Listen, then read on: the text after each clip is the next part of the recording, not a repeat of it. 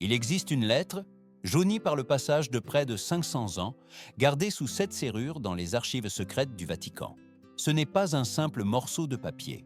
Dans ses fibres se mêlent l'encre, les larmes et de minuscules taches sombres qui, selon les experts l'ayant examiné en secret, pourraient être des traces de sang humain. Cette lettre n'aurait jamais dû être écrite. C'est la confession d'une fille d'à peine 14 ans qui, la nuit où l'histoire promettait de la transformer en reine, a vécu une expérience si brutale que son innocence s'est brisée à jamais. Et à sa place est née une ombre avide de vengeance. Son auteur est Catherine de Médicis, une jeune Florentine arrivée en France comme pièce maîtresse d'un échiquier politique entre royaume et pape, convaincue que son mariage marquerait le début d'une vie de prestige et de pouvoir. Mais ce qui l'attendait dans cette chambre nuptiale n'était ni amour ni cérémonie, mais un spectacle calculé d'humiliation. Cette nuit-là, la chair fut blessée, mais ce qui fut véritablement violé, ce fut sa dignité. Entre chuchotements cruels et rires cachés, Catherine sentit que quelque chose se déchirait en elle. Un fil invisible qui reliait son cœur à l'innocence de son enfance. Et quand ce fil se brisa, à sa place demeura un nœud de rancœur, serré, inébranlable. Les documents qui voient le jour aujourd'hui révèlent que cette nuit-là fut témoignée depuis l'ombre par 23 personnes.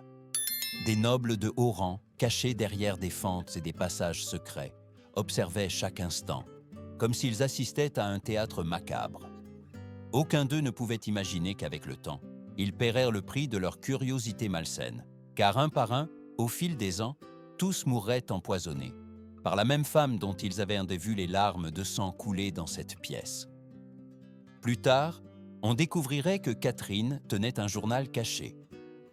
Page après page, elle écrivait le nom de chaque témoin, notant avec une précision méticuleuse la date, la méthode et les derniers soupirs de chaque vie arrachée. Cette nuit de noces ne la transforma pas seulement en épouse, mais en une stratège de la haine capable de transformer sa douleur en la plus froide et la plus calculée des vengeances. Et si maintenant, en écoutant ces mots, tu sens un frisson te parcourir le dos et une curiosité interdite s'éveiller dans ton esprit, sache que tu n'es pas seul. Seul 1 sur 1000 ose continuer à écouter jusqu'à la fin de cette histoire. Le reste préfère vivre trompé par l'histoire officielle. Pour comprendre l'ampleur de cette tragédie, nous devons voyager mentalement jusqu'au 25 octobre 1533, quand le palais de Marseille se parait des fastes et des arômes d'un festin royal. Dehors, les rues débordaient de musique, de vin et de curieux, qui célébraient l'union entre la France et la puissante famille Médicis. À l'intérieur, dans les couloirs les plus protégés, se préparait un tout autre scénario, un qui n'apparaîtrait jamais dans les chroniques officielles ni dans les sermons ecclésiastiques. Les documents découverts des siècles plus tard dans les archives du Vatican parlent d'une pratique secrète connue sous le nom de cérémonie de purification. Une tradition médiévale que la cour française appliquait uniquement aux épouses étrangères, sous prétexte de les purifier de toute impureté étrangère au sang royal. Cette cérémonie n'était consignée dans aucun registre. Elle se transmettait oralement entre les plus anciens membres de la noblesse, presque comme un serment partagé à voix basse et autour de coupes de vin. Catherine, tout juste 14 ans, n'avait pas la moindre idée de ce qui l'attendait. La jeune femme marcha cette nuit-là dans les couloirs de pierre, éclairée par des torches qui projetaient des ombres inquiétantes sur les tapisseries. Ses mains transpiraient sous ses gants de soie, et bien que son visage gardât la sérénité que lui avaient enseignée les moniales de Sainte-Lucie, elle ressentait en elle un léger tremblement. Elle croyait qu'elle vivrait sa première intimité comme n'importe quelle épouse de sang noble, sans imaginer qu'elle était sur le point d'affronter un rituel conçu non pour unir, mais pour briser. Dans la chambre nuptiale, Henri d'Orléans, âgé d'à peine 15 ans, l'attendait. Physiquement fort mais mentalement malléable, il était entièrement sous l'influence de Diane de Poitiers, sa maîtresse de 34 ans. Diane ne contrôlait pas seulement ses impulsions et ses décisions, mais elle avait méticuleusement planifié chaque geste et chaque mot de cette nuit, s'assurant que l'humiliation soit totale. Henri, obéissant comme une marionnette, suivrait les instructions à la lettre. À travers des passages secrets construits pour espionner sans être vus, 23 membres de la haute noblesse française s'installèrent pour assister à la scène. Ils regardaient par des fentes cachées, les yeux brillants d'une attente morbide. Certains buvaient lentement, d'autres murmuraient des paris sur le temps que mettrait la jeune Italienne à s'effondrer. Ils n'étaient pas de simples témoins. Ils étaient des participants actifs d'une tradition cruelle qui s'était répétée en secret pendant des générations. Ce qui suivit dépassa toutes les limites imaginables. Les premières caresses furent une ruse, un piège pour baisser la garde. Bientôt, la violence physique et psychologique s'empara de la pièce.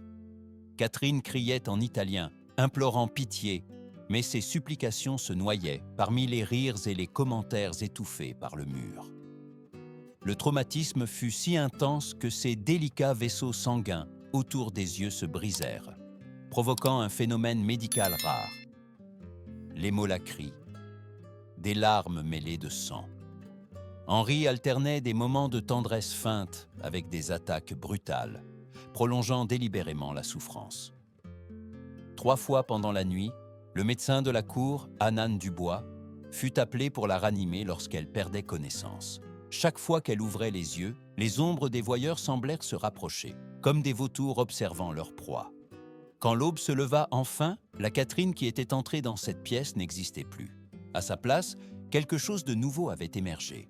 Une femme qui avait mémorisé chaque visage, chaque voix et chaque rire qui avait résonné dans la pénombre. Un être qui, avec le temps, transformerait cette humiliation en une arme mortelle contre tous les présents. Cette aube grise à Marseille n'apporta pas de soulagement, mais une nouvelle forme d'existence pour Catherine de Médicis.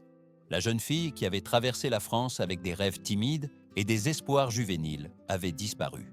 À sa place, émergeait une femme qui, bien qu'encore vêtue de soies et de dentelles, portait dans ses yeux une froideur qu'aucun tuteur ou courtisan n'avait vue auparavant. Pendant des jours, Catherine parla à peine. Elle marchait dans les couloirs du palais à pas lents, écoutant, observant, mémorisant chaque détail des personnes qui l'entouraient. Ce que personne ne comprenait, c'est que son silence n'était pas le fruit de la peur, mais du calcul. L'humiliation qu'elle avait subie s'était cristallisée en un objectif inébranlable, rendre, un par un, chaque douleur infligée. En son fort intérieur, l'éducation reçue au couvent de Sainte-Lucie prenait un nouveau sens. Là, elle avait appris le latin, la philosophie, l'histoire, et même les rudiments des arts alchimiques que sa tante maternelle pratiquait en secret. Dès 12 ans, elle maîtrisait 5 langues et comprenait les réseaux politiques complexes de l'Europe mieux que de nombreux diplomates chevronnés. Elle avait aussi étudié l'usage des herbes médicinales, des infusions et des extraits qui pouvaient guérir ou tuer. Ce qui était auparavant des connaissances académiques se transformait désormais en outil pour un plan qu'elle tisserait avec la patience d'une araignée. Son époux, Henri d'Orléans, remarqua à peine le changement. Il continuait d'être sous le charme de Diane de Poitiers, convaincu que Catherine n'était qu'une épouse docile et sans ambition. Mais Catherine avait appris une leçon cruciale. Ne jamais montrer ses véritables intentions avant que le moment ne soit parfait. À la cour, elle souriait quand elle devait sourire, acceptait les humiliations mineures sans protester et cultivait des amitiés stratégiques, tout en gardant au plus profond de son esprit la carte de sa vengeance bien vivante. Dans les années qui suivirent, Catherine commença à gagner de l'influence petit à petit. Elle profitait des banquets, des célébrations et des audiences pour écouter les rumeurs, détecter les faiblesses et tisser des liens avec des personnes clés. Pendant ce temps, dans la solitude de ses appartements, elle tenait un journal secret. Sur celui-ci, chaque nom des 23 témoins de sa nuit de noces était écrit à l'encre noire, accompagné de notes précises. Les gestes qu'ils avaient faits, les mots qu'ils avaient prononcés, la position dans laquelle ils étaient cachés. Ce n'était pas un simple registre, c'était une liste de condamnations. Aux yeux de la cour, Catherine restait la jeune Florentine qui avait appris à s'adapter aux coutumes françaises. Mais en elle grandissait un pouvoir silencieux, nourri par le souvenir de la douleur et la certitude qu'un jour, la balance de la justice pencherait en sa faveur. Et quand ce moment viendrait, aucune supplication ni miséricorde ne l'arrêterait. 3 ans s'écoulèrent avant que Catherine ne déplace sa première pièce sur l'échiquier de sa vengeance. Pendant ce temps, elle avait observé avec patience, cultivant l'image d'une épouse complaisante, inoffensive, voire fragile. Mais dans l'intimité de ses appartements, chaque nuit, elle ouvrait son journal, passait en revue les noms et perfectionnait les méthodes qu'elle emploierait pour effacer, un par un, les 23 témoins de son humiliation. Le premier nom sur la liste était Jean de Montmorency, un courtisan altier qui, la nuit des noces, avait suggéré en riant de parier sur le temps que la jeune Italienne résisterait avant de s'effondrer. Catherine se souvenait avec netteté de l'éclat de cruauté dans ses yeux, de la façon dont il buvait du vin tout en observant sa souffrance. Maintenant, 3 ans plus tard, ce souvenir se transformerait en sentence. Le poison que Catherine choisit n'était pas commun.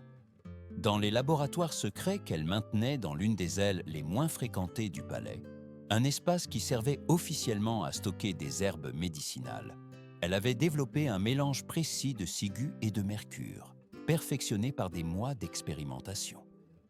Cette combinaison provoquait des convulsions violentes, une mousse rosée à la bouche et une agonie prolongée qui pouvait durer des heures. Exactement les mêmes symptômes qu'elle avait supportés cette nuit-là. Jean de Montmorency fut retrouvé mort dans ses appartements un matin froid d'hiver. La cour chuchotait à propos d'une possible intoxication alimentaire, mais Catherine connaissait la vérité.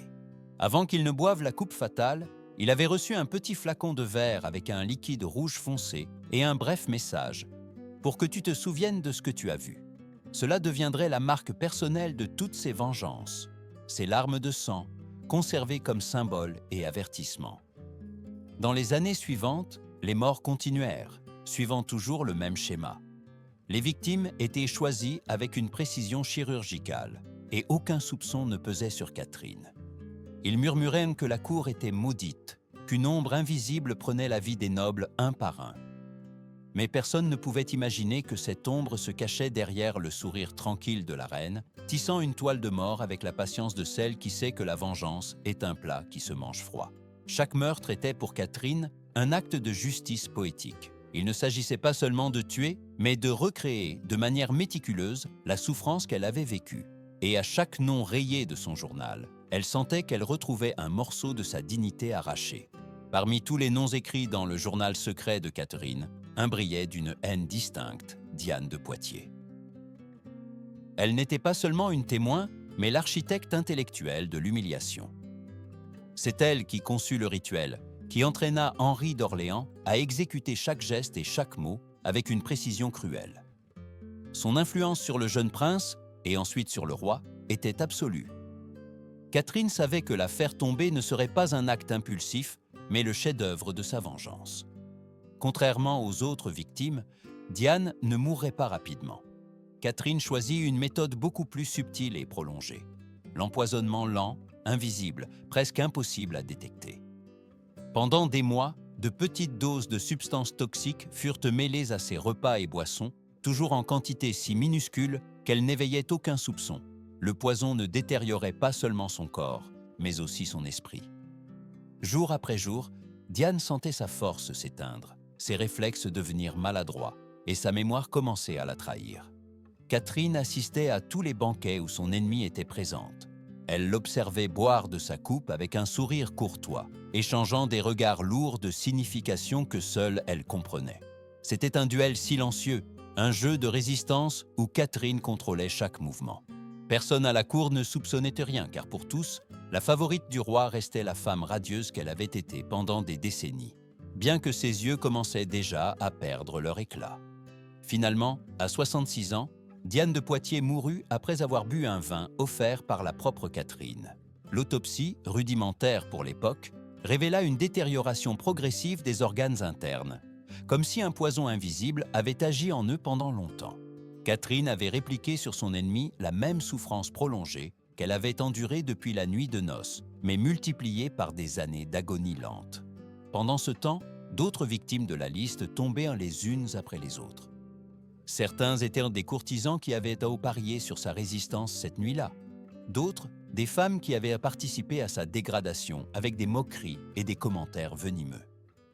Tous recevaient, avant la fin, le même cadeau macabre, un petit flacon de verre avec le liquide rouge foncé et une brève note. C'était sa signature, un rappel que Catherine n'oubliait jamais et ne pardonnait jamais. Avec le temps, les couloirs du palais se remplirent de rumeurs. On disait que la cour était maudite, qu'une malédiction de sang pesait sur ceux qui avaient été présents à ce rituel interdit. Mais la vérité était bien plus simple et, en même temps, plus terrifiante. Il ne s'agissait pas d'une malédiction, mais de la volonté de faire d'une femme qui avait transformé son humiliation en une arme imparable. Sur la liste de Catherine, il y avait un nom qui restait toujours à la fin, comme la pièce maîtresse qui couronnerait sa vengeance. Henri II, son époux, l'homme qui avait exécuté l'humiliation cette nuit de noces, tandis que les ombres de 23 témoins se projetaient sur les murs de pierre. Ce n'était pas n'importe quelle cible, c'était le roi de France, et sa mort ne pouvait être précipitée ni ordinaire. Elle devait être symbolique, une conclusion parfaite pour plus de 2 décennies de représailles silencieuses. Le 10 juillet 1559, Paris célébrait un tournoi en l'honneur de la paix signé avec l'Espagne. La place était bondée de nobles, de dames et de plébéiens impatients de voir le roi démontrer son adresse au tournoi. Henri, confiant et altier, accepta d'affronter le capitaine Gabriel de Montgomery dans un duel amical. Catherine, depuis la loge royale, observait avec un visage impassible, mais ses yeux suivaient chaque mouvement avec une concentration que peu auraient pu déchiffrer. Quand les lances s'entrechoquèrent, un fragment de celle de Montgomery traversa la visière du casque royal, se fichant dans l'œil du monarque. La foule retint son souffle.